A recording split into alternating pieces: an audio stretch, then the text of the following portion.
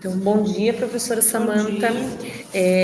Então, nós fizemos o agendamento desse acompanhamento da hora atividade, para a gente discutir um pouquinho sobre os dados da turma do nono ano B, com relação a alguns dados da prova Paraná, que eles apresentaram algumas questões que a gente precisa retomar e pensar em algumas ações, para esse segundo trimestre e posteriormente também.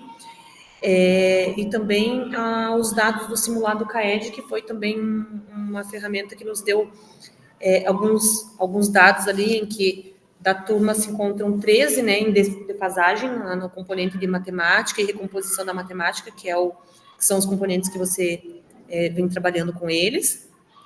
6 estudantes também estão no nível intermediário e ainda nós não temos nenhum no avançado nesta turma, Então, para a gente pensar nessas ações, é importante que a gente possa dialogar aqui nesse momento da hora atividade, considerando o contexto da turma, considerando as ações que você já vem desenvolvendo com eles,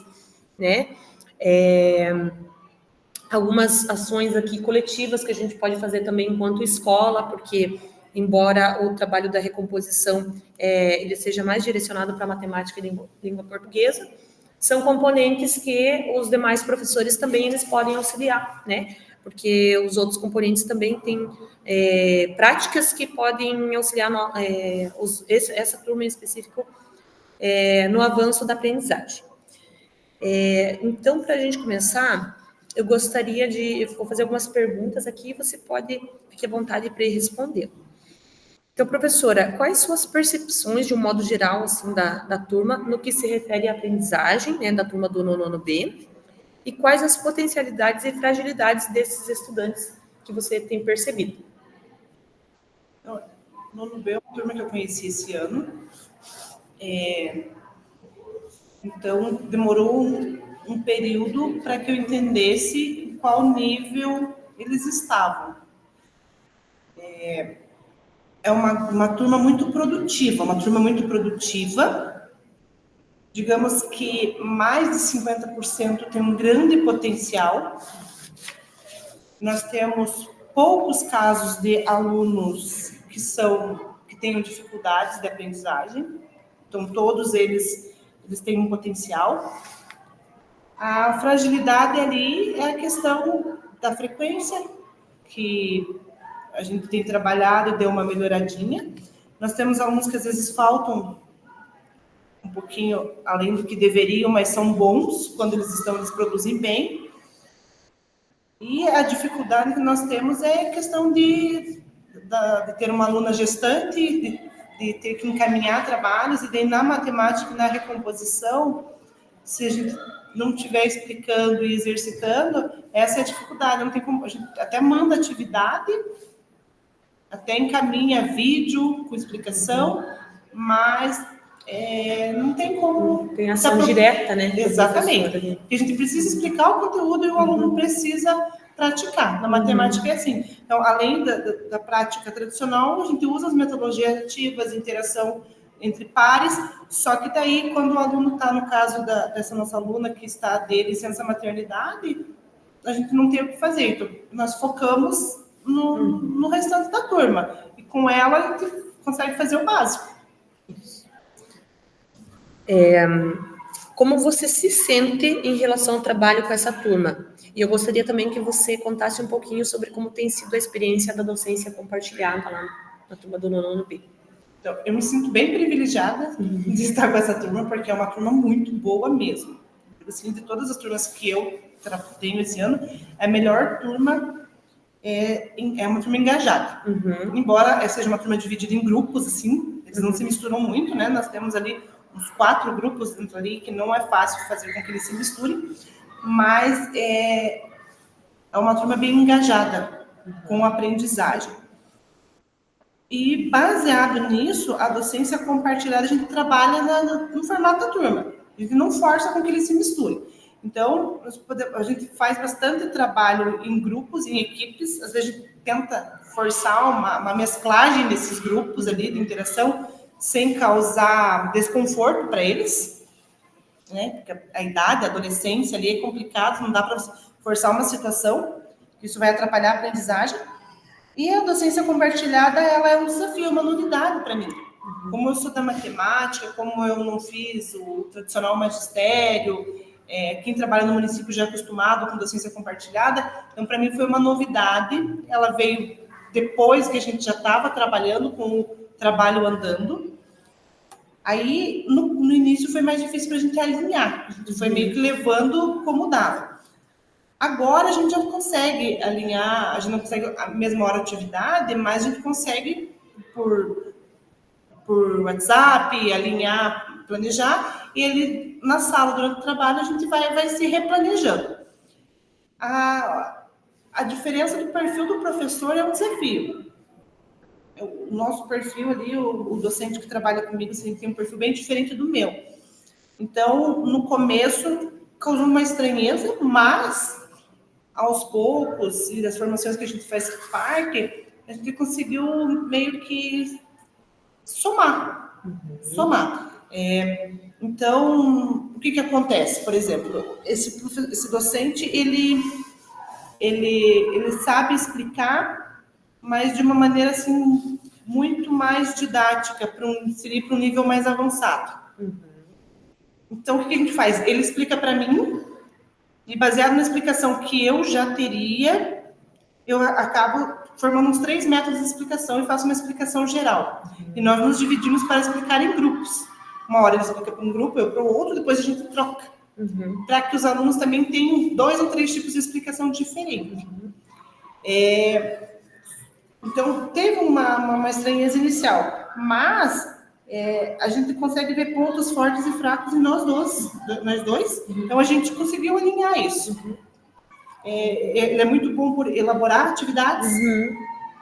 Então, ele me ajuda na elaboração de atividades. Então, eu consigo ser melhor, mais assertiva na explicação, na linguagem do nono ano. Então, aí eu trabalho mais para essa parte. Então, nós vamos se complementando. A gente trabalha com o que a gente tem. E essa é a ideia mesmo, né? A docência compartilhada realmente veio como uma novidade para a rede, né, estadual, e que ela vem para somar, né? E a gente precisa ir, né, ajustando ali conforme a necessidade, conforme o contexto da escola, né? E, como você mesmo disse já, a questão do perfil, né, do professor. E até mesmo importante isso até para os estudantes, porque na matemática, né, me corrija se eu estiver errada, tem várias maneiras, né, de chegar ao mesmo objetivo ali, né? E embora o estudante possa escolher um ou outro, ele tem que ter acesso a vários. Então, isso é um ponto que nós temos formadores lá, a gente trabalha muito assim, eu não lembro o nome do professor que falou isso, mas a gente sempre está baseado nisso. Nós precisamos resolver um problema de 5 maneiras diferentes, e não 5 problemas todos do mesmo modo. Então, baseado nessa frase, nós desenvolvemos o nosso planejamento. Nem sempre a gente consegue pegar uma questão e resolver ela de 5 maneiras diferentes. Mas 2 ou 3 a gente consegue. Então, o que acontece? Eu, às vezes, sei 1 ou 2 maneiras. O outro docente sabe 1 ou 2 maneiras. E daí a gente vê com os alunos, que às vezes os alunos pensam de uma outra maneira diferente. Nisso, a gente monta um quadro das várias maneiras de resolução do mesmo problema. Para que a gente tente chegar em 5 formas diferentes de resolver o mesmo problema. Para que aquele aluno que não conseguiu entender de nenhuma maneira, ele pegue um pouquinho de cada solução e faça uma forma dele. Um pouquinho você já comentou aqui, né, sobre os desafios que você teve ali ao longo desse primeiro semestre, né? O desafio com relação à docência compartilhada, o desafio da questão dos dados, né, da turma em si, né? Tem algum outro que você gostaria de comentar, que teve mais algum desafio? Eu acho que o maior desafio inicial foi entender em que nível a turma estava como um todo e o nível individual. Como é uma turma que eu não conhecia, uma turma nova para mim, não tínhamos nenhum dado, nenhuma tabela, nada específico, eu tive que formar esses dados. Eu tive que ir atrás de acesso, acessar dados de boletins, dados da prova Paraná deles no 8º ano, tive que correr atrás desses dados e formular e aplicar provas diagnósticas para daí começar a formular esses dados. Então, se tivesse essa informação já pronta, ou seja, no final desse ano, a gente já tabular, né? Já tabular, já deixar o nível do aluno para que o professor que pega essa turma ano que vem já saiba em qual nível ele está, vai facilitar o trabalho. É um trabalho contínuo, independente de qual professor vai pegar a turma ano que vem. Então, essa falta de clareza nos dados que foi um grande desafio. Hoje, depois de todos os simulados, prova Paraná e do trabalho que já tem sido feito, eu já consegui fazer esses dados. Mas, começar do zero foi mais difícil. Até uma sugestão importante essa, né? Que não seja só específico com essa turma, né? Mas que a gente possa fazer com mais turmas, né? Como você realiza o acompanhamento dos avanços e fragilidades dos estudantes? Eu queria que você contasse um pouquinho, que eu sei que você utiliza a planilha ali, né? E você já comentou ali agora. Como que você faz esse acompanhamento? Eu faço muito, tudo por planilha, na verdade. Eu comecei pelos dados dos boletins, prova Paraná, inclusive avaliei a frequência deles no ano anterior.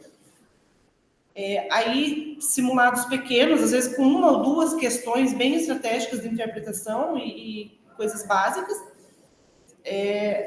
jogo na planilha. Aí, simulados do Acerta Brasil, aqueles bimestrais, também coloquei na planilha. Prova Paraná, CAED, o simulado do SAEB, que foi feito pela rede também. Junto todos esses dados e também da participação do aluno, observando diariamente em sala a participação dele, a gente já vai conseguindo fazer esse mapeamento.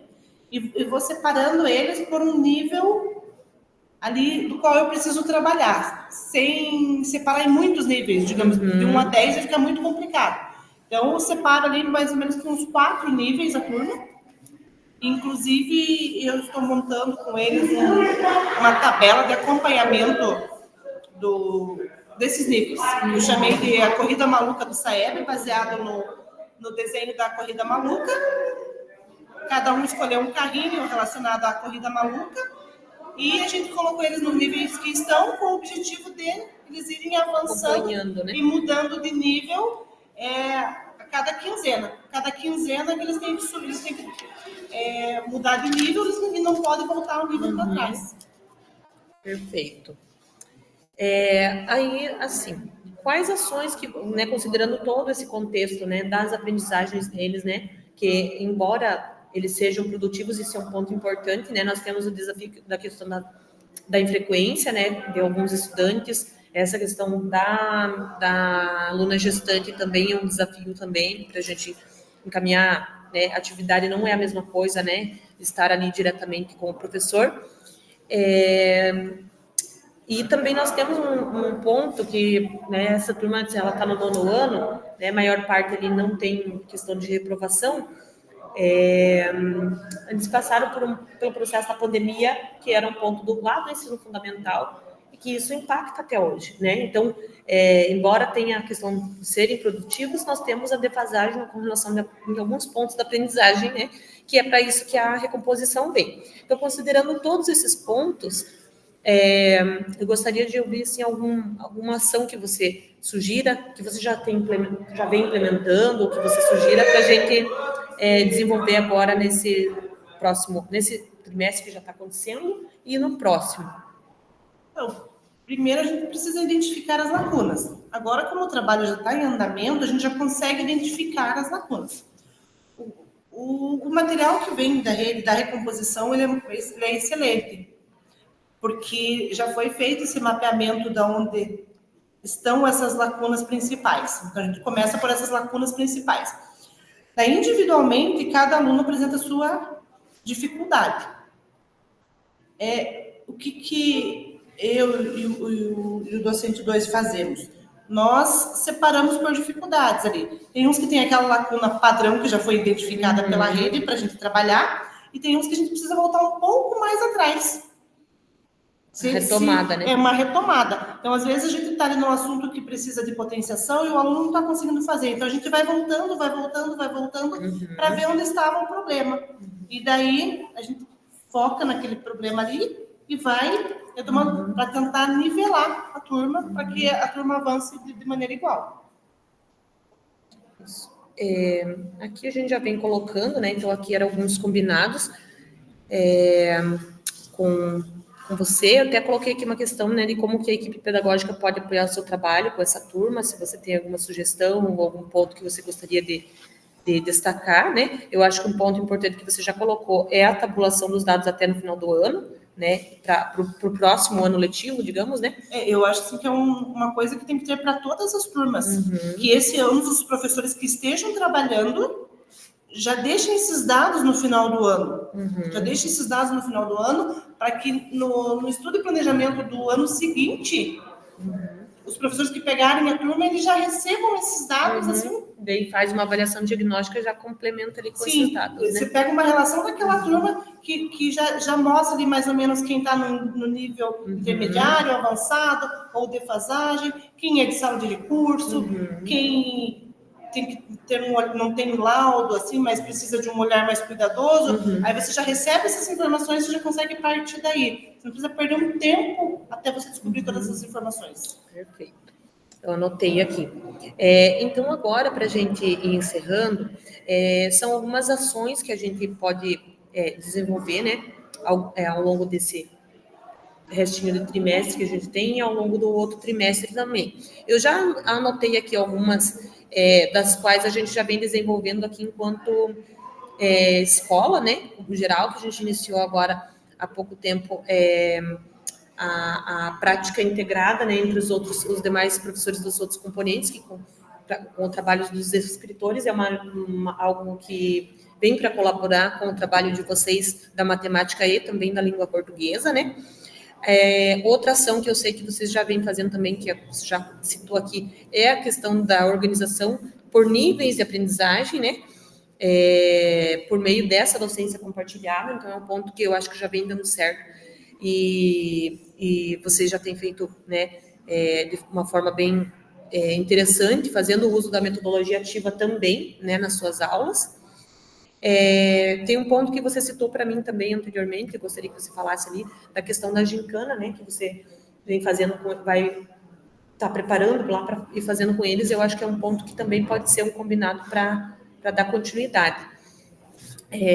Acho que você vai fazer, acho que nas próximas semanas, né? A ideia inicial era fazer gincana de uma turma contra a outra, mas pelo fato de eles serem muito competitivos. Mas conversando com os professores de outras turmas, nós decidimos fazer gincana interna dentro de cada turma, porque eles são competitivos, mas essa competitividade ela precisa ser saudável. E se nós misturássemos ali pela imaturidade do nono com o terceiro, dá certo com os terceiros, mas com os nonos anos ali, corre o risco dessa competitividade deixar de ser saudável. Então, nós faremos ela interna.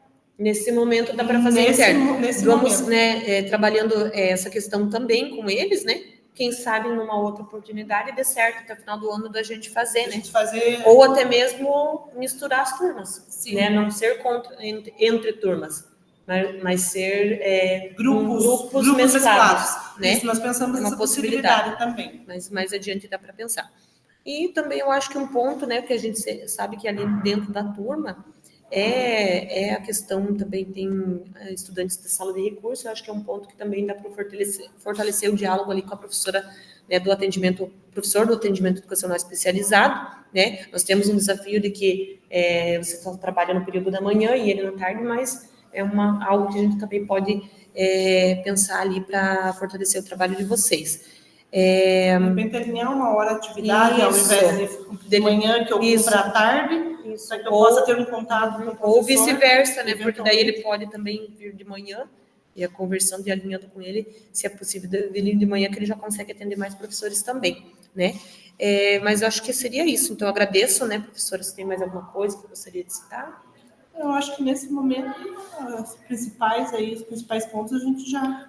Eu acho que uma outra ação que a gente já vem fazendo também, que eu acho que é importante de destacar, é que a gente continue com os nossos encontros, né, com os professores, né, da recomposição e da matemática e língua portuguesa, porque é algo que ajuda a alinhar, né, as ações e trocar ideias também, esses né, momentos de que a gente alinhamento vem fazendo. Então, tá bom. Muito obrigada, professora. Agradeço e qualquer coisa que precisar, a gente está à disposição também. Obrigada.